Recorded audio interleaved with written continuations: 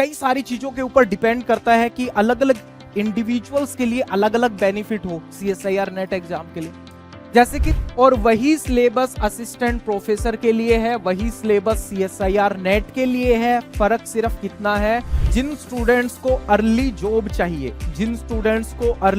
चाहिए वो इंडस्ट्रीज की तरफ मूव कर सकते हैं। कौन सी इंडस्ट्रीज होंगी जिसकी तरफ हम लोग जा सकते हैं? हेलो एंड नमस्कार, स्वागत है आप सबका PWIIT JAM CSIR NET YouTube channel पे। और आज हम डिस्कस करेंगे एक important topic, what are the benefit of CSIR NET exams. तो डिफरेंट लोगों के लिए सीएसआईआर नेट के बेनिफिट डिफरेंट हो सकते हैं, उसके बारे में भी बात करेंगे। और कई सारी चीजों के ऊपर डिपेंड करता है कि अलग अलग इंडिविजुअल्स के लिए अलग अलग बेनिफिट हो सीएसआईआर नेट एग्जाम के लिए। जैसे कि हम सीएसआईआर नेट एग्जाम में 3 कैटेगरी के बारे में बात करते हैं। Category 1 is JRF junior research fellowship, जो कि टॉप रैंकर्स को मिलता है। सेकंड कैटेगरी इज लेक्चरशिप और third category is PhD admission, जिसमें आपको पीएचडी में एडमिशन मिलेगा। तो ये हमारे पास 3 कैटेगरी निकल करके आती है, नंबर 1, नंबर 2 एंड नंबर 3। ये टॉप रैंकर्स को मिलेगा। जेआरएफ का मतलब होता है जूनियर रिसर्च फेलोशिप, ठीक है, जिसमें आपको फेलोशिप मिलेगी और फेलोशिप मिलेगी 5 साल तक कंटिन्यू फेलोशिप, ठीक है। आपको फेलोशिप मिलेगी 5 इयर्स तक, 5 साल तक फेलोशिप मिलेगी आपको। और इस 5 साल में आपको 2 साल जेआरएफ की फेलोशिप मिलेगी, 2 इयर्स जेआरएफ, और 2 इयर्स में आपको मिलेगा क्या, 3 इयर्स मिलेगा आपको एसआरएफ। 3 इयर्स तक आपको मिलेगा क्या, एसआरएफ, सीनियर रिसर्च फेलोशिप। ये होता है 37,000 और ये होता है हमारे पास 42,000 अप्रोक्स। ऊपर नीचे हो सकता है डिपेंडिंग ऑन द सिटी। अगर अलग अलग सिटी है, किसी शहर में एचआरए जो है वो ज्यादा है, किसी शहर में एचआरए जो है वो कम है। तो एक तो ये हो गया, आप रिसर्च फील्ड में जा सकते हो, आप एडमिशन ले सकते हो। आप जेआरएफ जो है अगर आपने निकाला है, आप सीएसआईआर जेआरएफ आपको मिला है, तो आप रिसर्च में जा सकते हो। 5 साल तक आपको रिसर्च मिलती रहेगी। तो ये आपके लिए एक एडवांटेज हो गया कि आप फाइनेंशियली इंडिपेंडेंट हो गए हैं और साथ में आप रिसर्च भी परफॉर्म कर रहे हो। और अभी ये फेलोशिप जो है वो बढ़ने भी वाली है। लास्ट फेलोशिप इंक्रीमेंट हुआ था 2018 में, इंक्रीज हुई थी फेलोशिप। अभी आप मान के चलो कि दोबारा से वो टाइम आ चुका है कि फेलोशिप में इंक्रीमेंट लगने ही वाला हो, या तो इसी साल या फिर अगली साल तक तो लगभग चांसेस हैं कि फेलोशिप इंक्रीज हो जाए सीएसआईआर नेट की। दूसरा है हमारे पास national eligibility test, lectureship eligibility. Lectureship eligibility में हम बात करते हैं नेशनल एलिजिबिलिटी टेस्ट, जिसको हम नेट ही बोलते हैं। आप यहां से असिस्टेंट प्रोफेसर के लिए एलिजिबल हैं। You are eligible for assistant professor, assistant professor. आप कॉलेज में असिस्टेंट प्रोफेसर के लिए आप एलिजिबल हो, ठीक है। तो ये असिस्टेंट प्रोफेसर नेट के बेसिस पे जो कॉलेज होते हैं हमारे, जो कॉलेज होते हैं वहां पर आप एलिजिबल हो फॉर द असिस्टेंट प्रोफेसर। और ये जो एलिजिबिलिटी है ये थ्रू आउट द कंट्री है। जितने भी स्टेट्स हैं वो मानते हैं इस एलिजिबिलिटी को, क्योंकि ये तो नेशनल एलिजिबिलिटी टेस्ट है ना असिस्टेंट प्रोफेसर के लिए, इसलिए ये through out the India valid है। आप डिफरेंट स्टेट्स में अप्लाई कर सकते हो, वहां पे वैकेंसीज आती है असिस्टेंट प्रोफेसर इन कॉलेज, तो वहां पे आप अप्लाई कर सकते हो। नेट जो है, या फिर आप सीएसआईआर नेट के बारे में हम बात करें, सीएसआईआर नेट आपको जॉब का वादा नहीं करता है कि आपको भाई सीएसआईआर नेट करते ही जॉब मिल जाए, जॉब का वादा नहीं करता है। लेकिन सीएसआईआर नेट आपको ये इंश्योर करता है कि आपको अपने सब्जेक्ट की डीप नॉलेज है। ये बात बताता है ये एग्जाम कि आपने अगर ये एग्जाम निकाला है तो ये दर्शाता है कि आपको अपने सब्जेक्ट की थ्रू आउट और डीप नॉलेज है, तभी ये एग्जाम आपसे निकल पाया है। तो अगर ये यहां से अगर हम लोग बात करें, क्या आपको नेट के तुरंत बाद आप असिस्टेंट प्रोफेसर बन जाओगे? नहीं। आपको क्या है, आपको स्टेट के डिफरेंट स्टेट एग्जाम कंडक्ट करवाता है, तो ये स्टेट के जो एग्जाम्स हैं आपको वो क्वालिफाई करने पड़ेंगे। स्टेट के एग्जाम्स जो हैं वो आपको क्वालिफाई करने पड़ेंगे। तो आपके अंदर क्या पोटेंशियल है स्टेट के एग्जाम क्वालिफाई करने का? यस, आपके पास पोटेंशियल आ चुका है। जब आपने सीएसआईआर की प्रिपरेशन करी थी तो आपके अंदर पोटेंशियल है कि आप ये स्टेट का असिस्टेंट प्रोफेसर का एग्जाम भी क्वालिफाई कर सको। क्यों? क्योंकि जब आपने पढ़ा था थ्रू आउट और रिगरसली आपने सीएसआईआर नेट की प्रिपरेशन करी है, आपका सीएसआईआर नेट जो है वो क्वालिफाई हुआ है, मींस आपके पास तो प्रॉपर नॉलेज है। और वही सिलेबस असिस्टेंट प्रोफेसर के लिए है, वही सिलेबस सीएसआईआर नेट के लिए है। फर्क सिर्फ कितना है, कुछ स्टेट जो है वो यहां पर एक चीज ऐड कर देते हैं और उसका नाम क्या है? GK, general knowledge of that particular state. तो आपको एडिशनल ये चीज की तैयारी करनी पड़ेगी। और जब तक आपका स्टेट का वो एग्जाम जो आपने फिल किया है वो हो नहीं जाता, तब तक आपको थोड़ा थोड़ा अपना ये पार्ट भी देखते रहना है। तो एक चीज तो हो गई रिसर्च, और दूसरी चीज हो गई हमारे पास assistant professor in college. Got it? PhD admission support, ये है हमारे पास थर्ड कैटेगरी सीएसआईआर नेट की, जिसमें आप यूनिवर्सिटीज में पीएचडी में एडमिशन ले सकते हो। यहां से आपको पीएचडी में एडमिशन मिल जाएगा। ठीक है, पीएचडी में आपको एडमिशन मिलेगा यहां से, लेकिन आपको फेलोशिप नहीं मिलेगी। विदाउट फेलोशिप, विदाउट फेलोशिप तो कैसे गुजारा करेंगे? तो हम कैसे गुजारा करेंगे? यूनिवर्सिटीज में क्या है, जो स्टूडेंट पीएचडी कर रहे होते हैं वो स्टूडेंट मास्टर्स वाले स्टूडेंट्स की जो है वो उनके लिए उनके वो लेक्चर्स कंडक्ट करते हैं, उनके वो लेक्चर्स लेते हैं, उनको वो पढ़ाते हैं। तो उनको लेक्चर बेसिस पे कुछ अमाउंट मिलता है, monthly amount based on the number of lectures in the universities. तो वो थोड़ा सा आपको सपोर्ट हो जाता है। जो आप क्लास कर रहे हो, जो आप मास्टर्स वाले स्टूडेंट्स की क्लास ले रहे हो या कॉलेज वाले स्टूडेंट्स की क्लास ले रहे हो, तो आपको पर लेक्चर जो है कुछ अमाउंट मिल जाता है। तो वहां से कुछ आपको सपोर्ट मिलता है, लेकिन ये सपोर्ट इसके सपोर्ट के जितना नहीं होता है। ये आपको फाइनेंशियली थोड़ा सा मतलब स्टेबल कर देगा, लेकिन इसके जितना ये सपोर्ट नहीं है। ठीक है, लेक्चर कम है तो आपको कम पैसा मिलेगा, लेक्चर ज्यादा आपके हुए तो आपको थोड़ा सा एक्स्ट्रा एड ऑन हो जाएगा। रिकॉग्निशन, क्योंकि ये नेशनल लेवल एग्जाम है, इसलिए आप जब ये क्वालिफाई करते हो तो आपको रिकॉग्निशन मिलता है। National level, national level exam है, इसलिए आपको रिकॉग्निशन मिलेगा। रिकॉग्निशन मतलब ये वैलिड है थ्रू आउट द इंडिया, ये through out the India valid है। अब आप तैयार हो असिस्टेंट प्रोफेसर के लिए, सो दैट्स व्हाई रिकॉग्निशन। बहुत सारे बच्चों का नहीं निकलता, अगर आप परसेंटेज निकालोगे तो ये 10% स्टूडेंट्स भी नहीं होते हैं। Eligibility for higher studies in abroad, ठीक है, आप फॉरेन में पीएचडी करने के लिए एलिजिबल हो, या फिर आप इंडिया में पीएचडी करके फॉरेन में आप जा सकते हो। तो ये आप अब्रॉड में पीएचडी जो है वो परस्यू कर सकते हो आप, या इस एग्जाम के बेसिस पे। एक तो बात हो गई ये, और भी कुछ फायदा है क्या? और फायदा फिर इसका देखो, ये तो हम बता चुके हैं national eligibility test assistant professor वाला, ये इवेंट तो बता चुके कि आप असिस्टेंट प्रोफेसर लग जाओगे।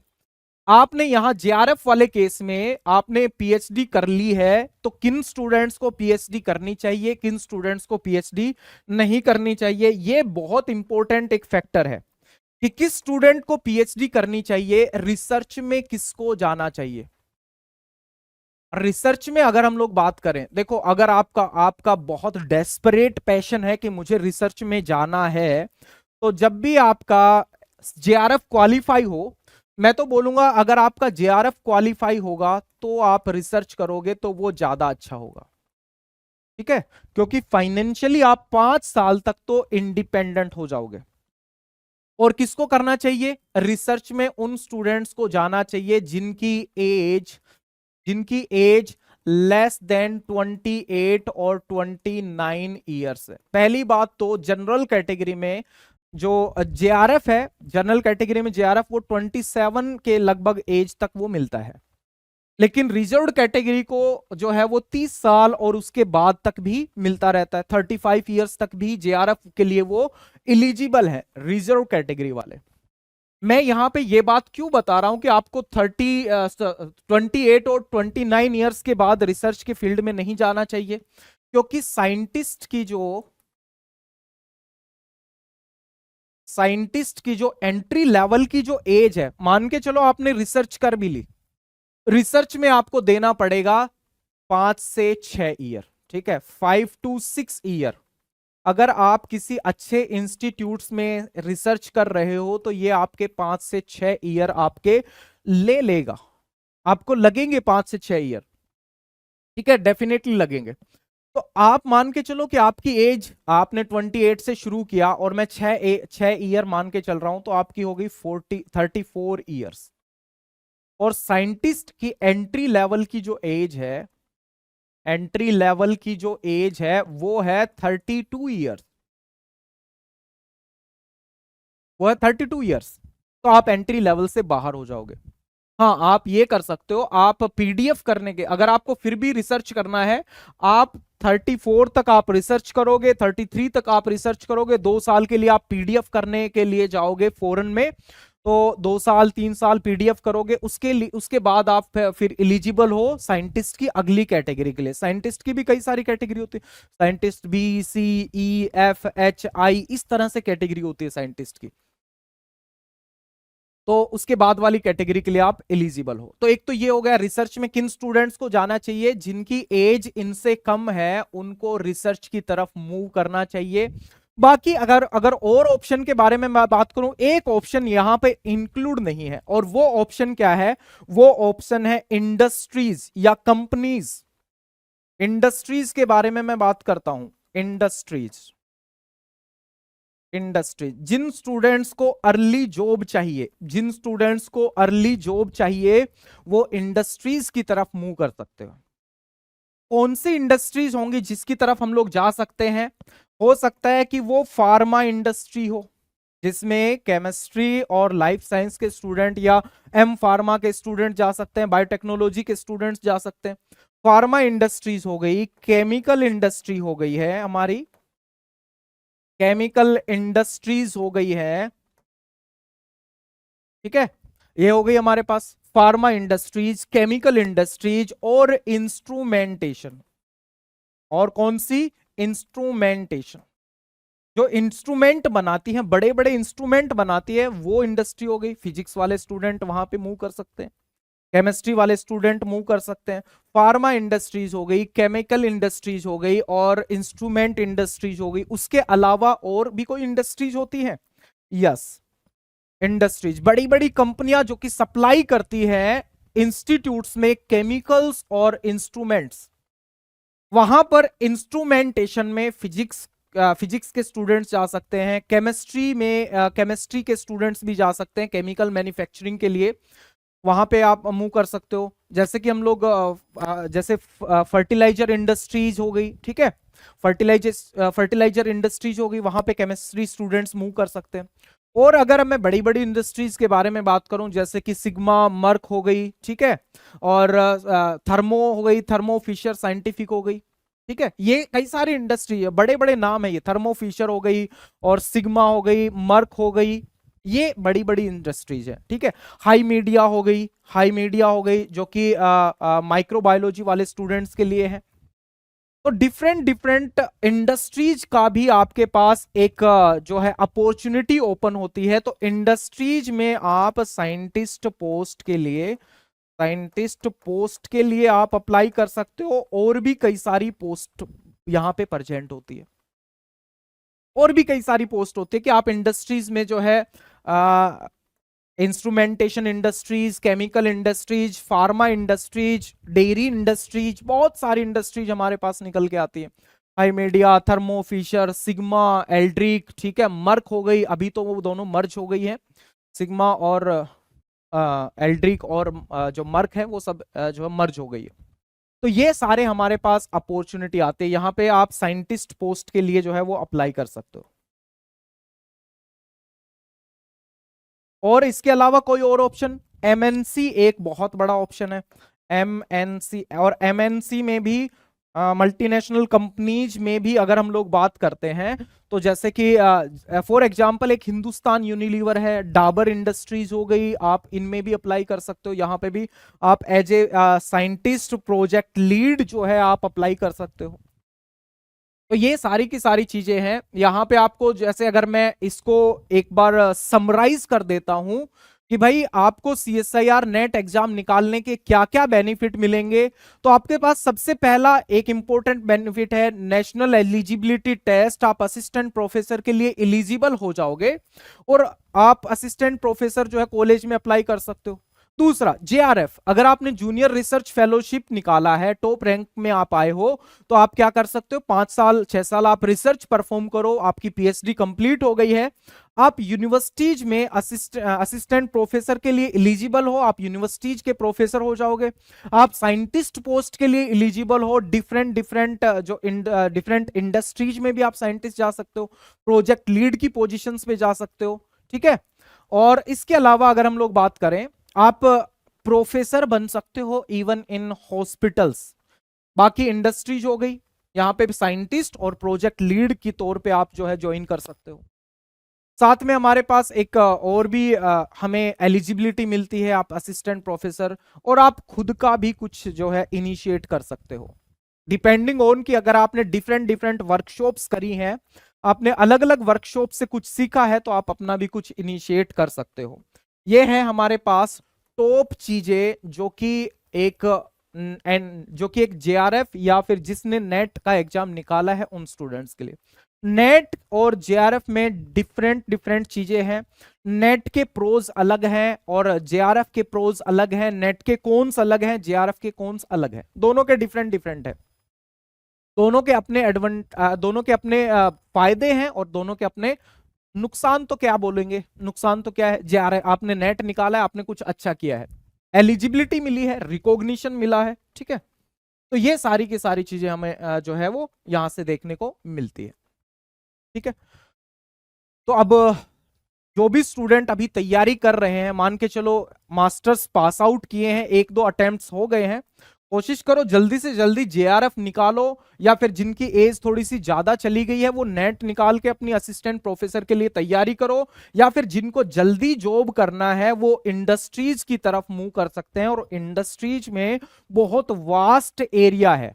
सबसे बड़ी प्रॉब्लम आती है स्टूडेंट्स के लिए, जैसे हम लोग बात करें, आप मास्टर्स में हो गए हैं, MSc आप कर रहे हो, नॉलेज का जो अभाव है वो सबसे खतरनाक चीज है मास्टर्स के स्टूडेंट के लिए। हमें लगता है कि या तो हम रिसर्च करके जो है असिस्टेंट प्रोफेसर लग जाएंगे, या नेट करके असिस्टेंट प्रोफेसर लग जाएंगे, इसके अलावा ज्यादा जानकारी नहीं है। तो जानकारी की जो कमी है वही स्टूडेंट्स को अनएम्प्लॉयमेंट की तरफ लेकर के जाती है। इंडस्ट्रीज में दुनिया भर के स्कोप है और बहुत सारी इंडस्ट्रीज है। माइक्रोबायोलॉजी के लिए स्पेसिफिक अलग इंडस्ट्रीज है, बायोटेक अलग इंडस्ट्रीज है, आप जूलॉजी बोटनी की अगर बात करो वहां पे आप अलग अलग इंडस्ट्रीज है। आप जूलॉजिकल सर्वे ऑफ इंडिया में अप्लाई कर सकते हो, वहां पे आप पोजीशन जो है वो ग्रैब कर सकते हो, जूलॉजिकल सर्वे ऑफ इंडिया।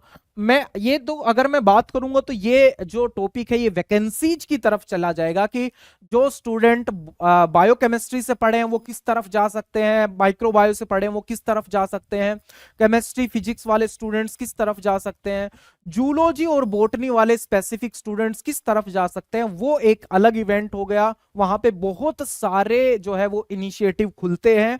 सबसे बड़ी जो कमी है स्टूडेंट्स को जो है वो जानकारी का अभाव है।